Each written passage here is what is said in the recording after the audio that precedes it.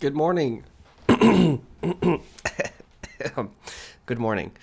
Gonna try to bang this one out real quick. Uh, we're gonna talk about how I made a scorecard in my task management app to gamify the not so fun things in life, and also the fun things, and try to make that all one thing.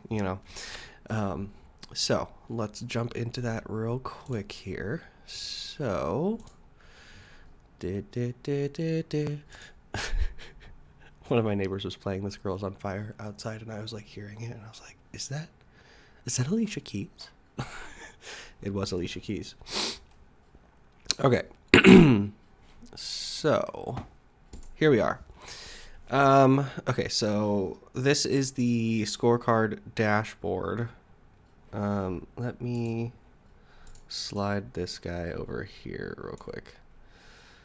Okay. So this is the scorecard dashboard. Here is the navigation section. So I've got the months. I'm going to be making them as I go. And then I also have the rewards section over here. This is the total points per year. And then this is the monthly breakdown section. So a good portion of this is actually just copying and pasting the point totals from other places to this one. So this is the January wall for the scorecard. So here I have the summary of each week with the score that I received each week. Last week I had a good week. The week before, not so good. So essentially what I do is I have this kind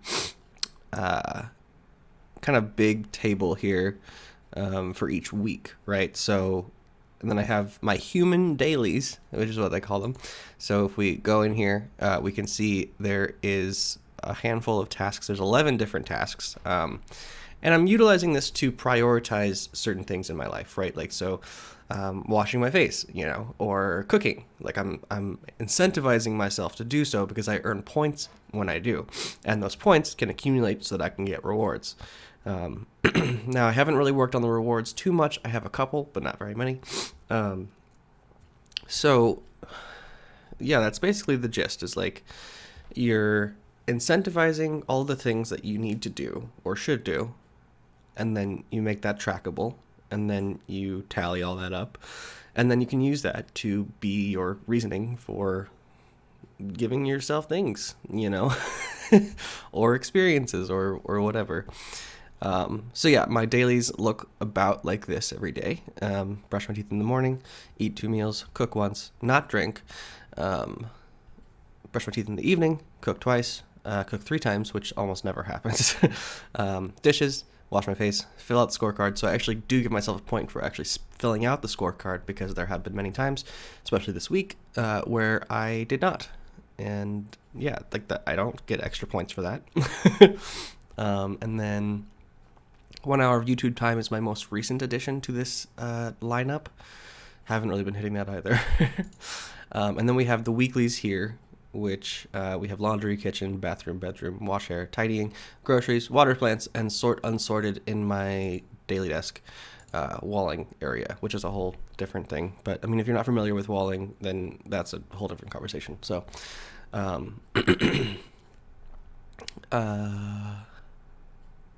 was going to say, oh yeah, so I'm utilizing a system that I kind of borrowed from, I forget her name, JC Davis, I think it is. Casey Davis. She does struggle care. So if you look her up on Instagram or TikTok or anything, she does, her handle is struggle care. She talks about that, like, even doing like a little bit of a task is good enough. Like if that's all you can do, then that's good enough. So that's kind of how I calculate it here. It's like if I put any time into any of these areas, so like if I just tidy my bedroom a little bit, that counts. I mean, of course, washing your hair is like you do it the entire task basically. So there's variation here, but yeah. So that's the idea there. And then I have my fun tasks or things like that. I put 3 hours possible, so like each of these indicates 1 hour, but I've kind of been using it like if I just do something, then I check it, you know. So we've got Webflow, DJ commission, designing something, writing, evac branding, sending 3 cold messages, haven't used that once, social media posts, gaming, and art in general. And then I have some money ones over here, which is spend less than $70 per week in, you know, like discretionary stuff, and then make freelance income. So that is my weekly scorecard. So what I do is I just duplicate that for each week, right? So like if we go, this was like last week, and then the week before, and blah blah blah. So then I also have a monthly section in the January wall as well. So we have saving $400 in $50 increments. So you can see here, I'm actually assigning 1 point per $50 saved, as opposed to 1 point for $400, because I wanted the value of it to be higher. So I sort of just gamed it a little bit. Reducing spending in month over month in increments of $50, that also gets me a point. Investing $50 also gets me a point. Tallying my expenditures, which I do every month, gets me 1 point. Home improvements, washing my car, and monthly home cleaning tasks, which are like, you know, vacuuming and things like that. So like larger or like less frequent than weekly cleaning tasks I put in there. So each of those are worth a point as well. And this is like a subtasks column, so you can all the tasks you make in the column next to it, like I just have them all listed out here. It then sort of tallies it for you, and then you can count it down here.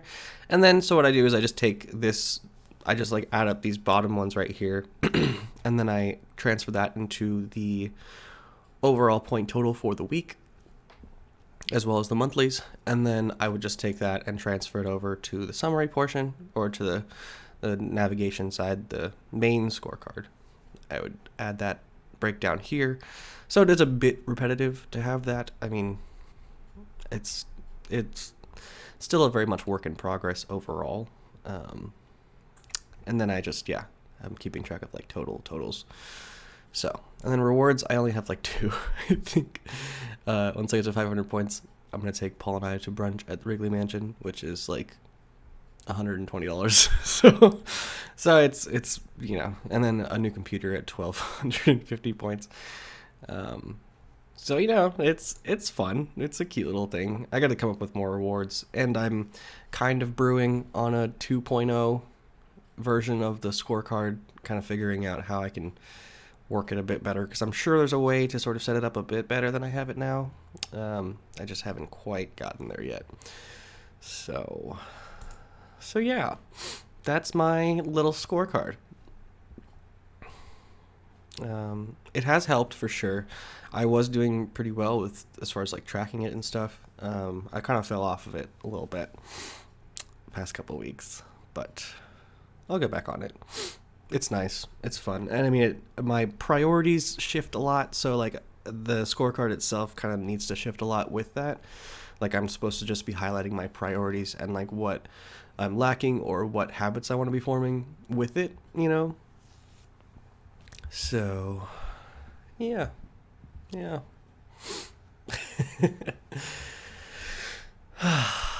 All right, that's all. Moving on to miscellaneous. Hello. Hi, it's so long since I've seen you. Oh my goodness. Yesterday I managed to work 10 hours. I was supposed to work 11, but I worked 10, so I'll take it. I also had a thought of splitting these videos up into 2 pieces. So like instead of doing the topic and then the miscellaneous, like just separating them all together. Why? I don't exactly know, but it sounded like a good idea. I was like, okay, so I could do like, you know, Gamifying Your Life, OTS 21, and then I could do like, I don't know, whatever I'd call the miscellaneous section, or whatever maybe the highlight of the talk is, and make that 21.5. So I mean, it would still be the same amount of like counting. It just would be separating the videos themselves, so that, you know, if for some reason someone comes along and organically finds my scorecard video, they're like, don't have to be transitioned into the miscellaneous portion. But maybe that's and so that the topic isn't necessarily misleading, to think that I'm going to be talking about a topic for 20 minutes or something. So there might be some legitimacy to doing that. But yeah. So yeah, last night I worked. I also got drunk because I wasn't going to be able to, most likely not going to get drunk tonight at all. So I was like, fine, I'll break my fast and do it tonight. So I did. I went to the grocery store just for a bottle of booze, and I counted it. It's counted. So, I need more coffee. It's cold and it's empty. So yeah, I'm a little bit jittery this morning.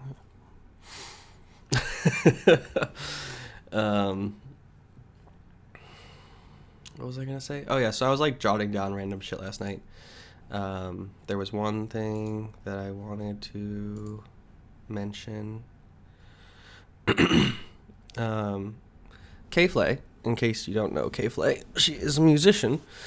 She released a new song a little bit ago. It's called It's Been So Long. At first, I didn't quite like it, but now it's grown on me, and I've listened to it many times. So she has this line in there that says, "I used to lock up myself in the closet, but fuck it, I'm just gonna show them." That's good shit.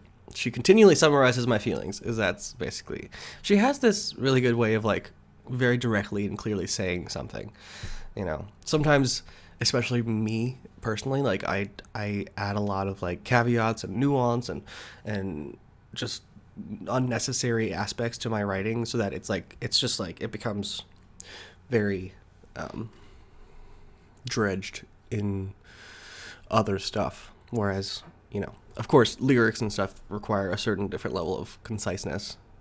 And yeah, very good. Very good. And then I wrote down other stuff about work and trying to. I was supposed to bring home the print samples for the Valentine's Day postcards so that I could make a social media video for Prime Source about them, but I left them at the office. Like, that was supposed to be one of the things I did last night, but I forgot them, so I couldn't even. Granted, it probably was a good idea because I was pretty drunk by that point, and so. Yeah. Oh, Kyla Scanlon, talked about her a handful of videos ago. She talks about economy and stuff. She made a video yesterday about the tech layoffs and how the tech industry is responding to the looming recession. And oh my god, the end of her.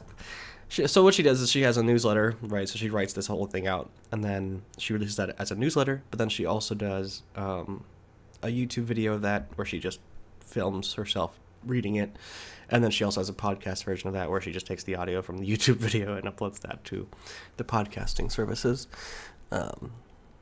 And yeah, there's this whole like, I don't know what the word I would say. Emotional piece to it at the end. I would highly recommend you go onto YouTube and I will link it below, that you go watch her latest video on the tech layoffs, or reversion to reality, the big tech layoffs. That's what it's called. But I wanted to read a little bit of what she said because it's really good. The whole ending was just like really, really good.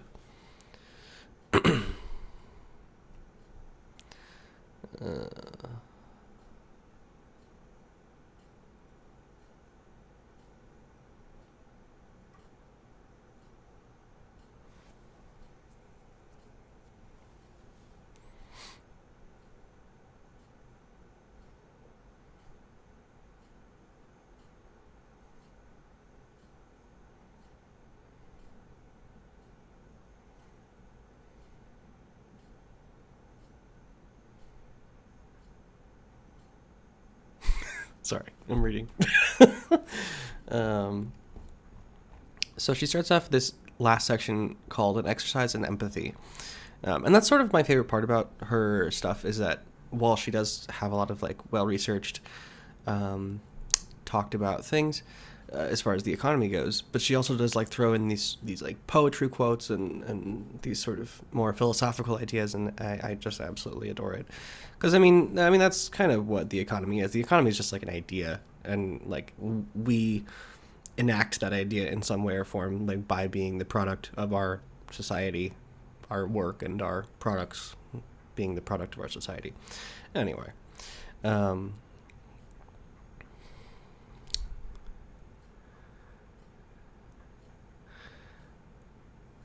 so it reads, all of that will be important for how we move forward. The economy is a force within itself, too. It's questionable if the Fed rate hikes have even worked their way through yet, or if this is just business cycle gravity swinging the pendulum in the other direction. The good thing about this, if there is a good thing, is that it allows us to evolve. There is a passage from Ursula Le Guin in Tales of the Earthsea.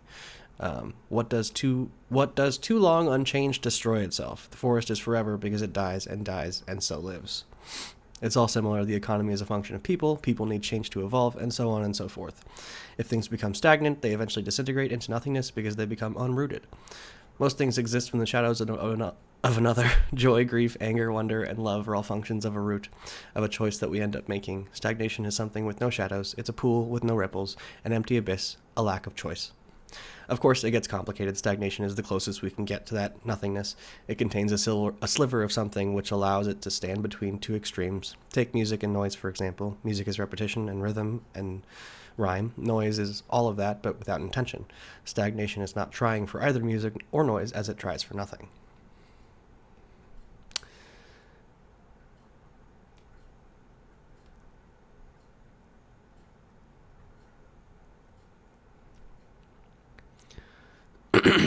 It's a terrifying thing to watch those glass fragments scatter across the ground.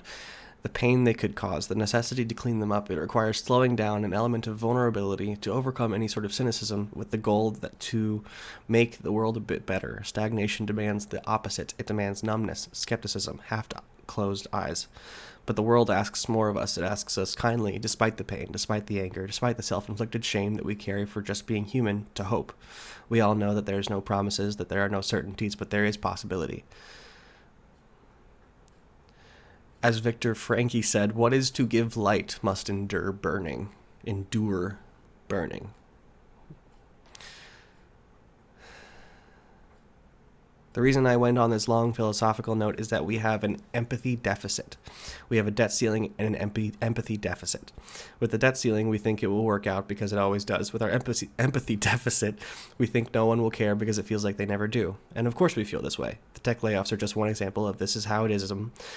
This is how it is-ism. And that, to me, is stagnation. Do you see what I'm saying here? Like, this stuff is really good. It's fantastic. It brings, I mean, that's sort of the point of what she's literally saying, but like it just brings it back to like reality a little bit, you know. A lot of this economy stuff, and it's like, oh, we're gonna go into recession, and you know, 1 million people are gonna lose their jobs. It's like, okay, well, that's 1 million people who now have to be stuck into a either stressful situation or threatening situation, and like that's a horrible idea. You know, it's a horrible thought. But that's like, just like, okay, that's business, you know. Okay, that's problematic. Like, yeah.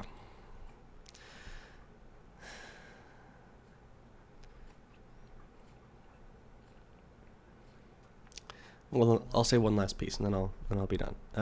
She says, and to be clear, there is an intense amount of struggle for many of our people that end up in a unimodal distribution. The gap between the wealthy and the not wealthy continues to grow. The big tech layoffs sometimes feel removed from reality because so many are struggling to make ends meet. We can't ask people to give themselves to the pain of others if they are bogged down by their own. But we struggle with perspective. We struggle with a base level of care. The younger generation is exceptionally lonely and sad, and most interactions take place behind a screen, which removes a sense of humanity. Errant is extreme here, but the death of human empathy is one of the earliest and most telling signs of culture about to fall into barbarism. But just like music and noise exist on a spectrum, so does empathy. Empathy asks us to suspend our egos and live in another's world.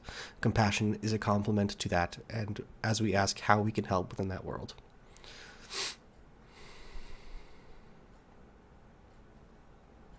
And that's about it, it's I think she's really hitting the nail on the head here. Like, the one thing we need is more empathy. We need more time with people physically. We need to be more present in our physical world around us and not necessarily our virtual world. I mean, both have value, but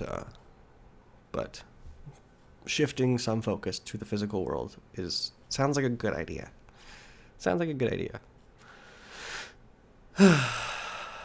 Okay. That's it. That's all I got. I will talk to you probably tomorrow. I hope you have a good Friday and have a good weekend.